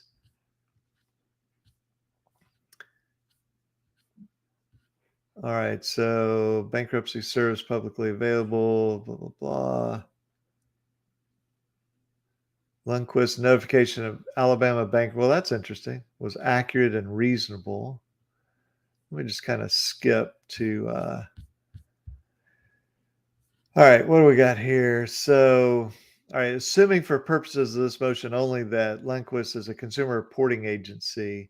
So, what they're saying is that they're leaving open the possibility that they could argue later they're not a consumer reporting agency. But they're saying, well, let's give the plaintiff the benefit of the doubt. Assume we are. Plaintiff still loses here because Lundquist acted reasonably. So it's a notification service, checks publicly available bankruptcy records against data receives from subscribers, finds a match, notifies its subscriber. I'm assuming the subscriber would be Transunion. Does not engage in exhaustive analysis once it finds a match. All right, so let's see here what the deal is. Bank of America, first and last name, last four digits, match information, the Alabama bankruptcy at issue. All right, so let's see what the argument is here. So, section N is the damages provision of the FCRA. That's actually for willful violations. Section O is for negligent. I always thought they should have reversed those so it'd be easier to remember. N should be for negligence and O would be the next one. But anyway, this is just saying they've been sued for negligence and for willful conduct. So you can see liable negligently, willfully failing to follow reasonable procedures to maximum possible accuracy. So we've talked about this quite a bit today, this 1681 EB. And so the argument here is going to be it must be inaccurate information. And they cite an 11th Circuit. That's where I practice. That's Alabama, Georgia, Florida. That's the federal appellate court over us. And Ninth Circuit is the one over California where this case was filed. Does not make reporting agency strictly liable for all inaccuracy. So it has to be reasonable procedures to maximum possible accuracy, but nevertheless report inaccurate information. And so they're saying here, well, if you look at what the complaint says, there were reasonable procedures in place. So that's what they're arguing about here. They're saying this was reasonable. And then the California code, California has its own version of the FCRA. It's one of the few states like that. And so then the rest of this is basically saying state law claims either don't survive or we didn't do anything wrong. So that doesn't exactly answer our question on are they a credit reporting agency? Because for this document we're looking at, they assume that they are, but they did not admit that. So, but we'll take a look at some of those other cases and see what we find there. All right, so Lady B, this debt is old. He tried to give car back 2009 when my mom got sick. Okay, so I would be surprised if this is on your dad's credit report. And I would also be surprised, unless there have been payments made recently, that this would be within the statute of limitation. But that's a very, very specific thing for your state or your dad's state if you don't live in the same place. So I would definitely get with the lawyer in your dad's state and say, okay, are we at risk here? Can we be sued? Or is this way beyond the statute of limitation, which is the time period to sue? So I made a video, this is probably like 2009, where I talked about these three time periods. We've got the time period to sue, that's statute of limitation. The time period to credit report, that's basically 7 years after that date of first delinquency we've been talking about. And then just the time period to collect, that's like write a letter, call you on the phone. That's really unlimited with some big caveats. They cannot in any way suggest or imply that they might credit report if it's too late, or that they might sue if it's beyond the statute of limitation. And some states require that they put a disclaimer, like this is beyond the time period to sue, we will not sue you. So I think a lawyer could look at the collection letter, look at the credit reports, and tell you pretty quickly, hey, you don't have anything to worry about, or yeah, they might sue you here. Here's why they can sue you. Let's see. Law comes says, will these junk debt buyers still sue someone 3 years later whose only income is Social Security? Some of them will. They will because they say that might be your only income, but you have property, or you might inherit money, or you might, you know, go back to work, or, some of them just don't care because there are people on Social Security. That's all they have. And they'll start making payments to the debt buyers. So a lot of them will sue for that. Let's see here. Last night, emailed over inquiry here in Alabama. Look forward to your advice. Okay. Well, I will check emails. I will tell you this. I just got back in town and then had court this morning. So my email list is pretty big. So I'm going to be plowing through that. If you don't hear back from me, just, shoot me an email directly. And that way it'll sort of pop up top of my email list there. What should the credit bureau's investigation consist of? How do we know the creditor's investigation is lousy? Well, one is we start off with we only dispute stuff that's actually inaccurate or incomplete. And then we say it didn't get fixed or deleted.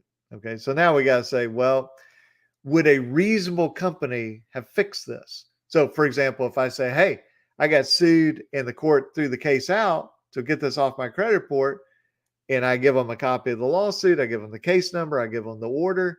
Well, I mean, you would have to be incredibly unreasonable to not get rid of that. Okay. It's so obvious. I got a judge saying case is thrown out. Credit bureau has to be negligent. The furnisher has to be negligent, not deleting that. So it's a judgment call, but the more information you provide, the more obligation there is on that credit bureau to get it right.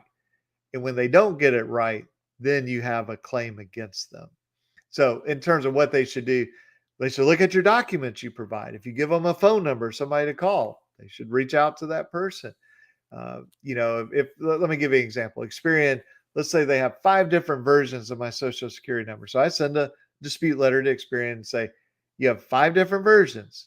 I only have one Social Security number. I only had one Social Security card. Here's a copy of it. Get rid of everything else. And they don't. Well, what other explanation is that they were lousy in their investigation? Because it's so obvious what I gave them. Okay. So let's say a furnisher, I'll give you an example. Let's say there's a judgment against you by Capital One for $2,000. Okay. They sued you for $10,000. They got a $2,000 judgment. But on your credit report, Capital One reports $10,000. And you dispute it. You say, look, I got sued. A judge looked at it. A judge says, all I owe is $2,000. So do not report more than this. I mean, they can report some interest and stuff. Well, if the credit bureau forwards that, which they're supposed to Capital One, and Capital One says, nope, keep the 10 grand on there. Well, that's a lousy investigation because there's like a court order saying to them what to do. They know that. They know they sued you. They know they got this order, and they know that they're reporting more than this order. So that would be an example of something that's just obviously a lousy investigation. It's a very good question. Can you explain what do they have to do when you dispute under Section 1681, Section 602A states I have the right to privacy. Can they still report without prior permission? Yeah, so they don't have to have our permission to report. So let me pull up what you have mentioned here.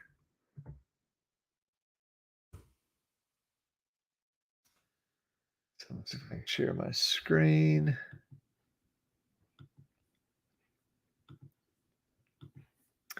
All right, so let's go back to.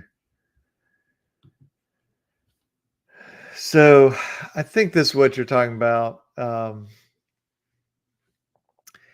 Sort of the general nature here of what we're talking about, fair and accurate system, public confidence, they have a vital role. It needs to be you're respecting your right to privacy. I'm sorry, that probably didn't pop up. Let me make this go away. So I think this is what you're talking about here. Respect for the consumer's right to privacy. Sorry, my mouse is going crazy here. But anyway, that doesn't mean you have to give them permission.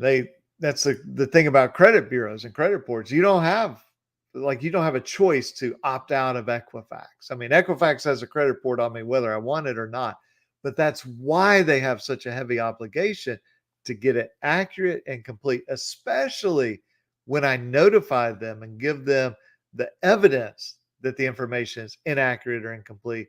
They really have to fix it because I don't have a choice in it. It's not like, somebody says, well, if you don't like Walmart, go to Target. Well, I don't have a choice. I can't just say, well, I don't like Equifax, I'll go to Transunion. No, they all got a credit report on me. So it's not that I have to give them permission. It's just this is why it's so key that they do things accurately, and that the only people that are allowed to pull your reports, so remember we talked about users of information, that those people must have a permissible purpose to pull our report. All right, so let's see. My buddy Jared on here. So, hey, man, good to see you. And thanks for the kind words there.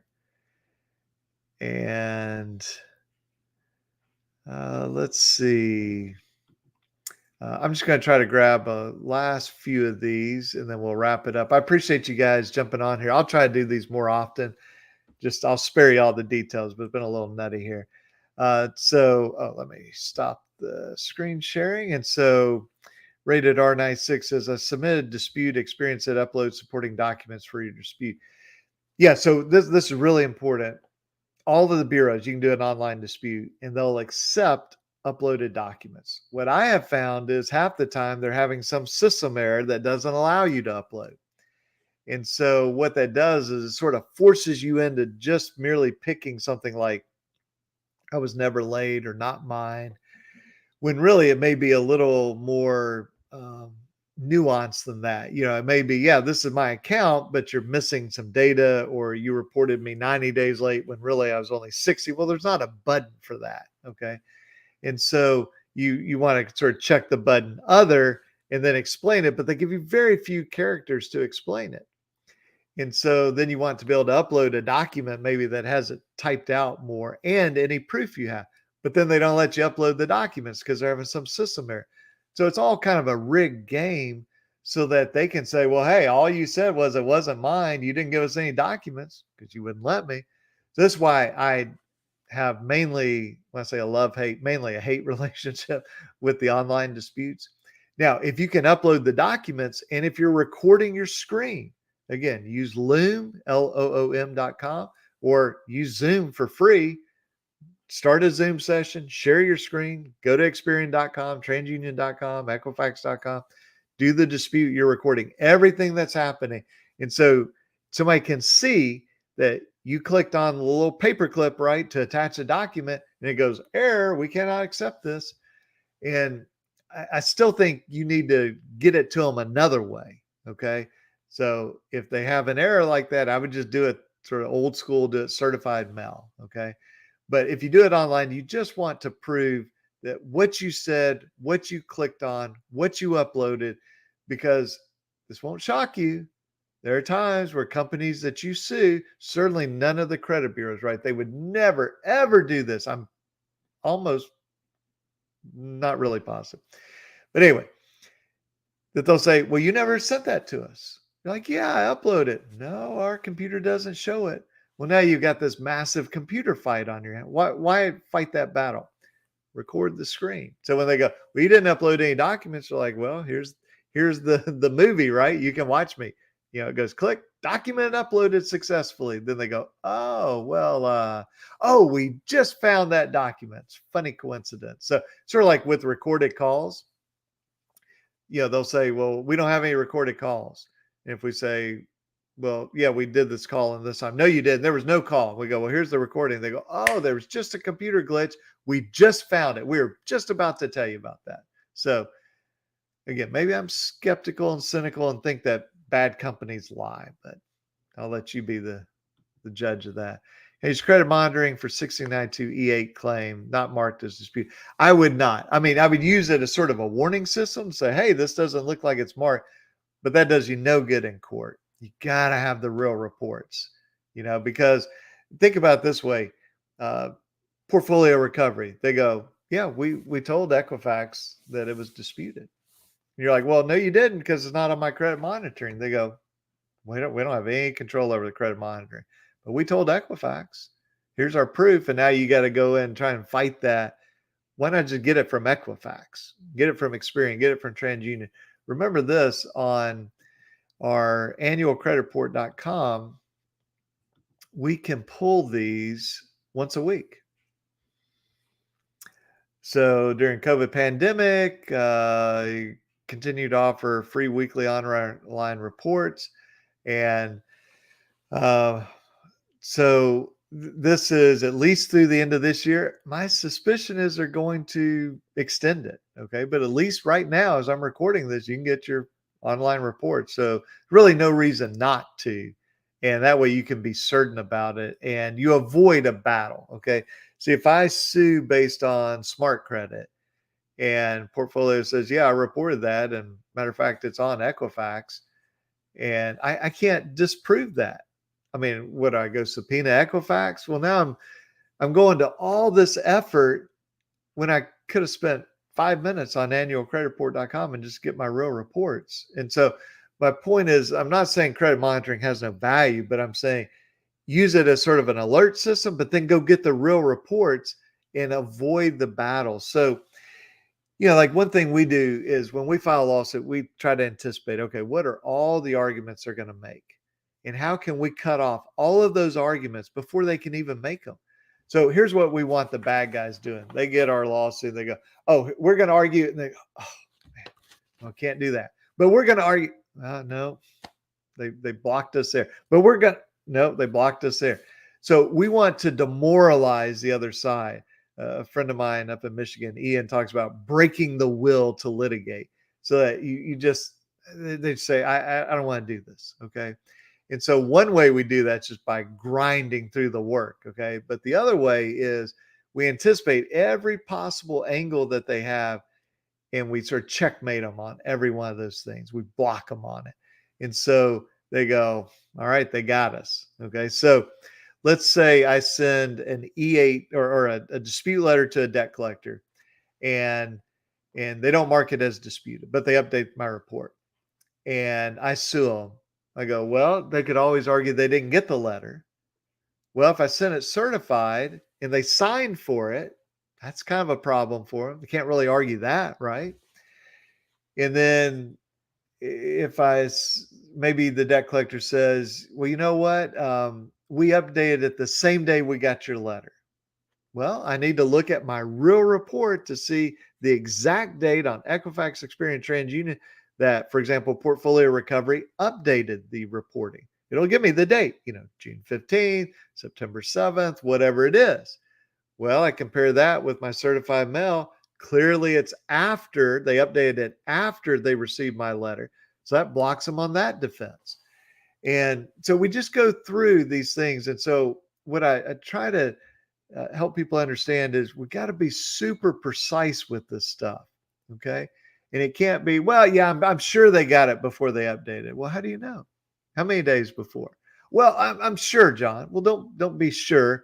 Go get me the data. Get me the actual facts. Okay.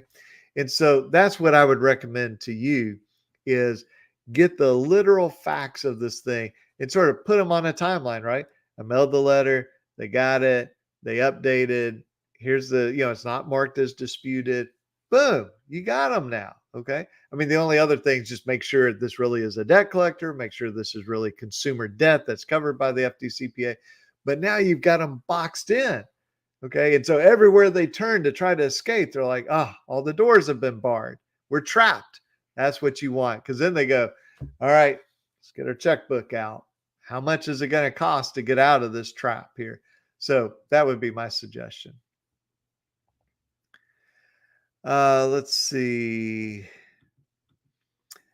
Chris says mediation date for inaccurate rental background reports case coming up after 8 months. Tired man, can you tell me what to expect now? Well, so a couple things. If you have a lawyer that's representing you, you definitely need to talk to your lawyer about that. If you're doing this on your own, honestly, I would get with a lawyer in your state who does this type of work, because there's no reason to ever do an FCRA case. And that's what a inaccurate rental background case would be. That's a credit report, just like Equifax, just happens to be about rental history. There's no reason to do these without a lawyer because you can get attorney's fees. Well, if you don't have a lawyer, you don't get that. So it's sort of like you're, saying, I'm going to, box Tyson Fury as heavyweight champion of the world, but I'm going to tie one hand behind my back. We don't want to do that. So, but just in general, as you come up towards trial, depends on if you're in state court or federal court, it can be a little bit different. Federal court, you tend to have what's called, first summary judgments. That's where each side may be trying to either win without trial or partially win without trial. Get past that, you have what's typically called a pretrial conference. And that's where the judge sits down with both sides. How long is this going to take? What are the issues? How many days of trial? What are we doing about alternates? These are all the kind of details. Then you go to trial. So I would just say, if you have a lawyer, definitely get with your lawyer. If they've gotten you a trial date, they've gotten at least that far. If you don't have a lawyer, I would really, really recommend look in your state for a consumer lawyer who has experience with the FCRA, or if they don't have experience, just know that going in that they're inexperienced with it, and get a lawyer to help you with that. So good luck. Let us know how that turns out. Let's see. They want me to give them documents fixing inaccuracy when they should have this at their disposal in conjunction with debt collector. So I think this goes back to experience. So here's the thing. I understand what you're saying. They should have these documents, but what I just mentioned about sort of putting them in this box where they can't escape. See, if we don't give them the documents, Experian comes in and says, Judge, if we'd only had the documents, we would have fixed this or deleted it. He wouldn't give us the document. Well, now you've left them a door open where they can escape. And judge may say, yeah, I agree with them. The judge may not agree with them. But my point is, why give them that option? I don't want them to have any escape. I want every company I sue till they start looking around in a panic going, oh man, we are trapped. We are done. It's just a matter of how much damage is this going to cause us to our bank account. Okay. So whatever you can do to put a higher obligation on them, do that is my view. Let's see. Show us it's inaccurate. We'll fix it instead of looking for information they don't have, forced to delete it. Yeah, I hear you. But again, my point is you have to understand judges are looking at these things and they want to see that you gave whatever information you have to the credit bureau. And now that's not sort of a legal theoretical thing. I'm just giving you the practical side. The judge is going to say, why didn't you give it to them? If you got the proof, give it to them. Why would you hide it? Are you trying to create a lawsuit? But if we give it to them and they don't fix it, and here's a little hint, they usually don't fix it, then we sue them, we're golden now. It's like, Judge, I gave them everything. They refuse to fix. Like, what choice do I have? The bureaus go, you should dispute it again. Well, if we dispute it twice, guess what they say? Should dispute it 3 times. If I dispute it 3 times, they say, should dispute it 4 times. If I do it all by letter, they say, if you'd only called us. If we do them all by calls, they say, if you'd only mailed us a letter. They just become ridiculous. Okay. So I like to give them everything they could possibly need so that they look like complete, utter, negligent companies here that don't care about consumers. Because guess what? Judges get upset at them. Juries get upset at them. So that's my approach. I can watch these videos all day. Well, if nothing else, it'll help you sleep at night, right? Just listen to my voice and drift off to sleep. Just don't listen to me while you're driving. That probably would not be good. All right, let's see here. This will be about our last one. If you can send a letter disputing a debt that creditors reporting credit bureaus that they never update your credit report, are they not in violation, or is it if they don't update your credit report? Okay, so let's take a debt collector first, then we'll take a non-debt collector. So a debt collector, if that debt collector knows that you dispute the debt, normally that would come from you, but it could come from anybody. Okay, if they know you dispute the debt, this is what the courts say. I don't agree with this, but this is what the courts say. There's no obligation to update. So if they just sort of freeze the account, park the account, they don't have to show it as disputed. But if they do update your report, they have to mark it as disputed. Now, what if it is an original creditor, not a debt collector? It's a little tougher standard. It has to be what's called a bona fide dispute. So it can't just be, I dispute this. Under the FDCPA with the debt collector, you can just say, I dispute this. They go, well, tell us the basis. Well, I'll tell you the basis. Just tell you I dispute it. You have to mark it as disputed. Under the FCRA, there is an obligation for furnishers, if they know the account's disputed, to mark it as disputed. That tends to be a bona fide error. Okay. So all that means is it doesn't necessarily mean that you're absolutely right, but it means it's a legitimate dispute. Like the example case is a guy gets a car loan. That's called the Saunders case, BB&T, from the, I guess it'd be the fourth circuit, I think. Anyway, from Virginia. I'm drawing a blank on which circuit that is. But that's a case Lynn Bennett brought, who's a consumer lawyer in Virginia. And if I remember the facts from this many years ago, guy gets a loan and says, okay, where do I make my first payment on my car? They go, well, you have to wait till you get your payment book. This is, 15 years ago. Calls back. I haven't got my payment book. I want to make a payment. They go, you can't pay till you get your payment book. He keeps doing this. And so like 3 months later, they finally give him his payment book. So he sends them the payment and they go, you owe us late fees because you're late. He's like, how can I be late? You wouldn't take my money. You wouldn't give me the payment book. And so he had a bona fide error. Okay. Bona fide dispute there. Not bona fide error. That's for debt collector. Bona fide dispute. And so the court said that should have been marked as disputed. My memory is Lynn got a pretty good verdict, maybe like $90,000 verdict on that. So it does depend on if it's a debt collector or an original creditor. And typically under both situations, they need to update the report after they know it's disputed, and then it should be marked as disputed. It gets complicated under the FCRA because sometimes they'll say like previously in dispute, now resolved. Consumer disagrees. Is that good enough? That gets a little more complicated, more than we'll get into here. But if you have more questions about that, just let me know. Eric asked, attorney in South Florida. Lots of good attorneys in Florida.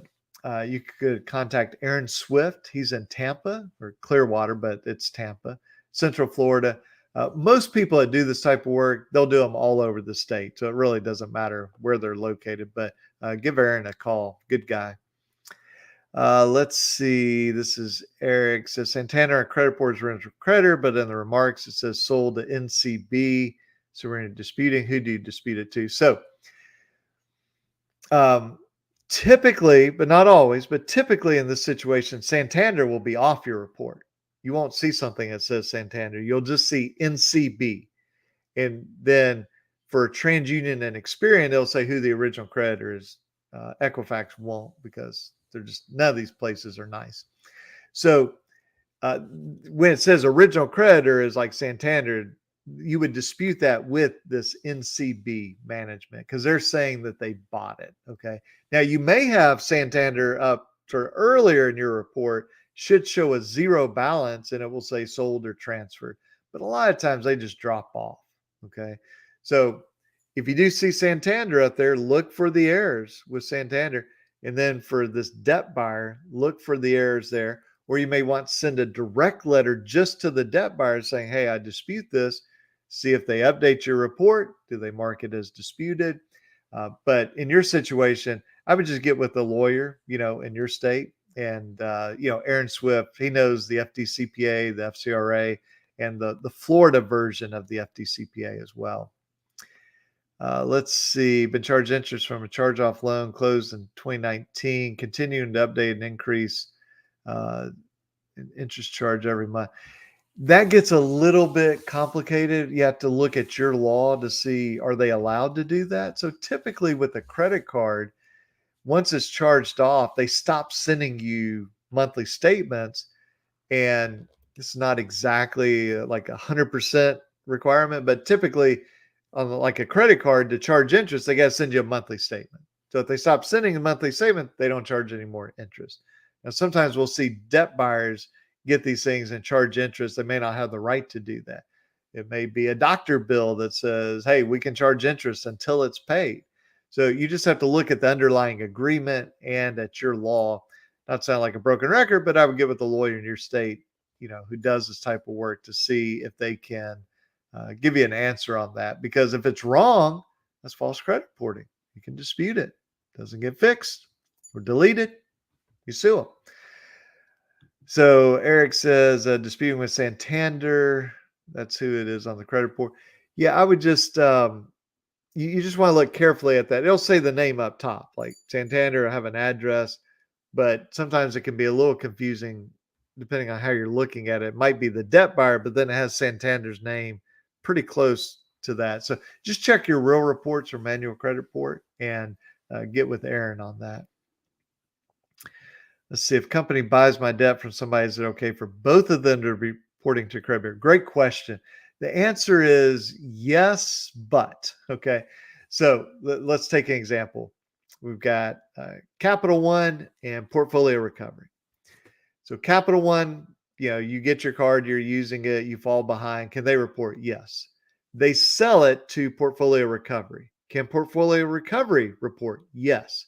Can Capital One still be on there? Yes, but has to be a zero balance. Because otherwise, let's say it's $3,000, it'd look like we owed $6,000, right? Three and three. Well, we only owe three, to somebody.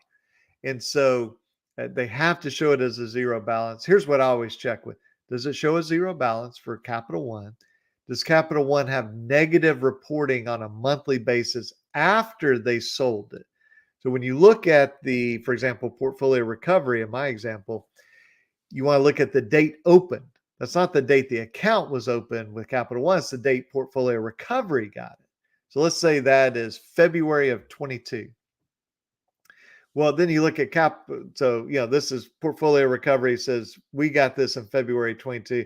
Well, if the Capital One shows March of 22 charge off, like how's that possible? You guys sold it the month before. How can it be a charge off the next month? So, it's definitely something to look at, kind of study it in detail with your real reports, but they both can be on there. It just can't make it look like you're late the same months or you owe the same amount twice in the same months. Let's see. Need a lawyer in Houston.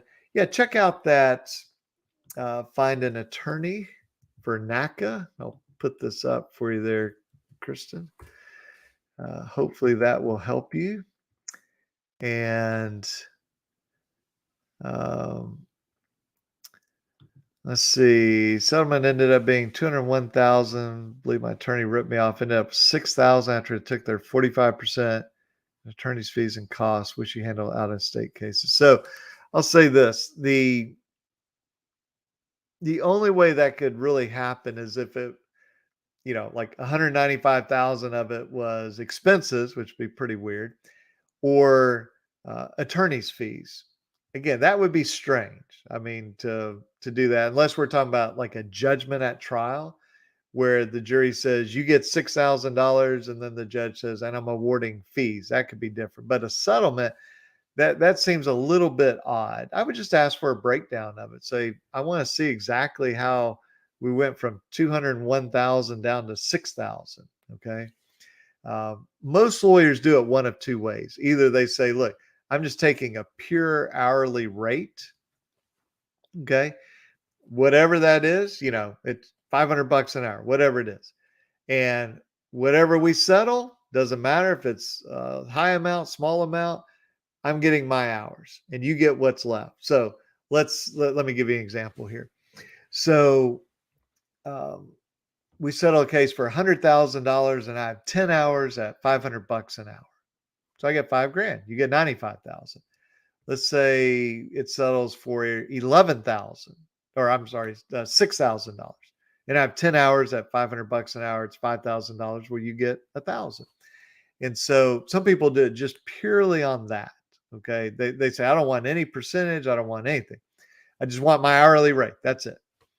And you should agree to what that hourly rate is. Now, the judge will ultimately set it, but you agree in the contract with the lawyer. The other way is you take a percentage, okay? And typically these things are like 50-50, okay? So if it's 100,000, let's say it's a $105,000 settlement, there's $5,000 in expenses. Now, different attorneys do it different ways. I'm just giving you sort of the standard way. That 5,000 would come off the top. That leaves 100. You get 50, your lawyer gets 50. So you're in it evenly, okay? I think it certainly can be troubling when the percentage gets all out of whack, like 200,000 and there's 6,000 to the client. I'm not saying that's wrong because it could be just a pure hourly rate, but I would definitely check on that and see what the explanation is. Let's see. Contacted LA malpractice attorney after review, told me they want to take my case. Yeah, I would just you might need to check with some other lawyers. It may be totally fine. They may have said, "Hey, there's this." So here, let me give you an example. What may have happened? What may have happened is you litigate this case forever, and and the client says, "You know what? I'm just tired. I know the other side offered $6,000. I want to take that. You guys go get whatever fees you can. I just want the 6,000. I want to be done with this." Okay, that's fine. I mean, as long as that's a choice the client makes. Uh, but I'll just say the way my firm works, when we settle a case, before we settle it, we have a conversation with our clients. Look, here's what settlement will be. Here's what the amount will be to you. Okay. And so people know going in, or we've talked about, beforehand, hey, if you can get them to this much, settle it. Well, if I get above that, obviously, never had a client complain about getting more than, what they had given me authority for. So the point is, as a client, you should know what the settlement range is, what you should be getting.